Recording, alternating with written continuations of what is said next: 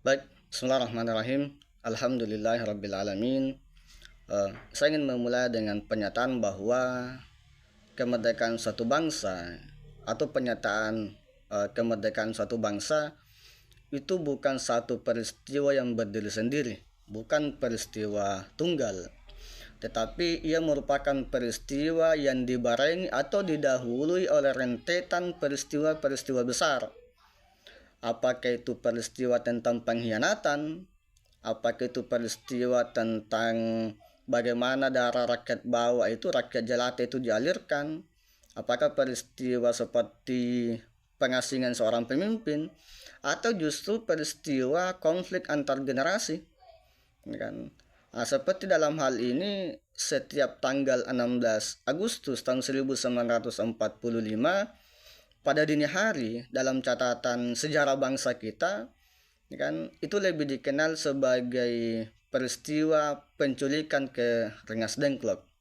Nah, konflik antara golongan tua dengan golongan muda itu, kan, itu menimbulkan pertanyaan dari segi penamaannya.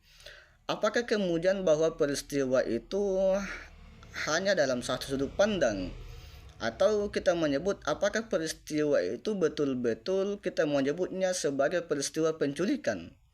Nah, sekarang mari kita lihat dari berbagai literatur yang ditulis oleh para pelaku sejarah itu. Nah, misalnya, ini kan, ada buku yang ditulis oleh Cindy Adams, ya kan, yang judul aslinya itu dengan kalimat Soekarno and Autobiography as Told to Cindy Adams, atau bahasa Indonesianya adalah autobiografi Soekarno yang disampaikan atau yang diceritakan kepada Cindy Adams, kemudian diterbitkan ke dalam bahasa Indonesia dengan judul Bung Karno, Penyambung Lidah Rakyat Indonesia. Apa kata Bung Karno tentang peristiwa pada dini hari 16 Agustus 1945 itu? Kita bisa lihat di daftar isi. Di bab ke-25, di sini jelas-jelas langsung intinya dengan judul diculik, sehingga kemudian kita bisa memahami bahwa bagi Soekarno ketika ia dibawa ke Rengas Dengklok, dia melihatnya sebagai satu peristiwa penculikan. Bagaimana dengan Bung Hatta? Kan? Buku yang ditulis oleh Bung Hatta, sebuah autobiografi dengan judul Untuk Negeriku, Menuju Gerbang Kemerdekaan. Buku ini sebenarnya ada 3 jilid, kan? Ataupun kalau dalam penerbitan lain mungkin itu disatukan. Tetapi yang diterbitkan oleh Kompas ini dijadikan 3 jilid. Nah, ini jilid 3-nya. Kita bisa lihat daftar isinya. Kan? Di bab ke-17, kan? Di bab ke-17, bagian keempat, kalau Soekarno tadi menyebutnya diculik, maka Bung Hatta menyebutnya sebagai penculikan. Artinya apa? Bung Hatta maupun Soekarno menyebut peristiwa itu sebagai penculikan. Nah, sekarang kita lihat apa yang dituliskan oleh Burhanuddin Muhammadiyah dengan judul Catatan BM Dia, Peran Pivotal Pemuda Seputar Lahirnya Proklamasi 17 Agustus 1945. Ada hal yang menarik yang dituliskan oleh BM Dia, kan? Jauh sebelum peristiwa 16 Agustus itu, pada bulan Juni, kan, tahun 1945, gagasan-gagasan tentang penculikan itu sebenarnya para pemuda sudah memikirkan itu, kan. Di sini BM dia menuliskan, kan. Saya bacakan saja secara utuhnya, kan. Dalam suatu rapat di Perapatan 46 di rumah Dr. R. Latif, ayah istri saya, artinya di rumah mertuanya, pertengahan Juni 1945, semua pengurus panitia gerakan angkatan baru terbentur pada suatu pertanyaan prinsipil. Bagaimana kiranya sikap pemuda kalau pemimpin-pemimpin seperti Bung Karno dan Bung Hatta tidak mau memproklamasikan kemerdekaan Indonesia secepatnya? Umumnya tidak ada yang dapat menjawab soal ini. Ketika rapat bubar, Soekarni, Khairul Saleh, dan saya tinggal sebentar ngobrol tentang hal-hal politis dan cara berjuang yang dibicarakan tadi. Di bab selanjutnya dijelaskan, Soekarni menegur saya, dan mempertontonkan barisan gigi putih bersih. You kan tahu dia cara yang gampang memaksa mereka, kan? Bagaimana nih? Artinya dia menyahut pertanyaan dari temannya tadi, kan? Bagaimana Sukarni, kan? Maka dijawablah Sukarni, kan? Kita culik saja mereka. Saya angkat pundak saya dan menganggap Sukarni hanya guyonan yang tidak serius. Demikianlah sudah timbul yang saya tahu dalam pikiran Sukarni yang bersifat radikal itu soal penculikan.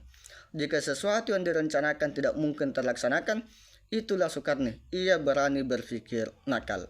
Nah, dari pertemuan inilah kemudian sehingga di halaman selanjutnya BM dia tetap menyatakan bahwa peristiwa itu adalah peristiwa penculikan, sebagaimana ia tuliskan di halaman ke-286. Demikianlah jalan satu-satunya yang pernah dikumat-kamitkan Sukarni dalam pertemuan dengan anggota-anggota panitia angkatan baru, ialah menculik Soekarno dan Hatta untuk memaksakan jalan yang dikehendaki oleh pemuda. Sehingga wajar kemudian kalau Sukarni menyatakan itu karena memang dia telah bertemu pada bulan Juni dan Sukarni BM dia menuliskannya dan Sukarni menyatakan itu bahwasannya diculik. Nah, bagaimana dengan buku dengan judul Lahirnya Satu Bangsa dan Negara? Ini buku yang ditulis oleh pelaku sejarah juga, buku yang ditulis oleh para mahasiswa di masa itu, dan ini banyak, ini kan. Ada Engelen, ada Abu Bakar Lubis, ini kan, ada Patiasina, dan lain sebagainya. Nah, tentang peristiwa 16 Agustus pada dini hari itu, justru di buku ini dia tidak menyebut sebagai penculikan, kan? Dia justru menyebut sebagai mengangkat atau memindahkan. Coba lagi. Saya bacakan kalimatnya di halaman 63. Bung Karno menolak, malah saya dimaki-maki. Kita semua dimaki-maki, kata Wikana. Kan? Belum sampai hilang dengungan suara Wikana, dengan cepat Johar Nur melontarkan kata-kata, angkat saja. Kedua orang lainnya menyatakan persetujuan, segera bertindak. Bung Karno dan Bung Hatta harus diangkat dari rumah masing-masing. Nah, buku ini menjelaskan kepada kita bahwa peristiwa di tanggal 16 dini hari bagi pemuda itu bukan satu peristiwa penculikan, tapi justru peristiwa mengangkat, kan? Mengangkat atau memindahkan Soekarno maupun Hatta ke tempat yang mereka sepakati. Nah, terlepas daripada perbedaan itu, apakah diculik, apakah diangkat, dari peristiwa itu kemudian menghasilkan satu tradisi yang kemudian, kalau saya tidak salah ingat, Anhar Gonggong menyebutnya, bukan Anhar Gonggong, kemungkinan Haji Salim Said, ya. Itu disebut sebagai tradisi daulat mendaulat, kan? Nah, jadi tradisi daulat mendaulat itu kemudian dimulai di tanggal 16 itu. Nanti kemudian itu terulang pada tahun 1946, kan? Tahun 1946 ketika Sultan Syahrir itu diculik. Jadi ceritanya terulang sama-sama. Nah, cerita ini, tradisi daulat mendaulat ini kemudian terulang pada tanggal 30 September 1965 atau yang sekarang kita menyebutnya sebagai G30S PKI. Jadi tradisi daulat mendaulat itu khususnya pada tanggal 16 itu adalah satu peristiwa yang diinginkan oleh para mahasiswa supaya Soekarno maupun Hatta itu memproklamasikan kemerdekaan di Rengas Dengklok, bukan sebagaimana yang kita pahami hari ini itu dipegang Saan Timur nomor 56. Kenapa? Karena memang rencananya mereka seperti itu. Tetapi ya apalah daya, ternyata apa yang mereka rencanakan itu sangat jauh berbeda dengan apa yang terjadi ke depannya. Yang pertama, proklamasinya tidak jadi dilaksanakan di Rengas Dengklok. Yang kedua, tidak ada gerakan revolusi yang dilakukan oleh para pemuda. sehingga kemudian ada saling mencemo antara golongan tua maupun golongan muda. Dan ini betul-betul kalau kita baca sejarahnya, ada antara sebelum kemerdekaan maupun setelah kemerdekaan ada semacam pembalikan kekuatan.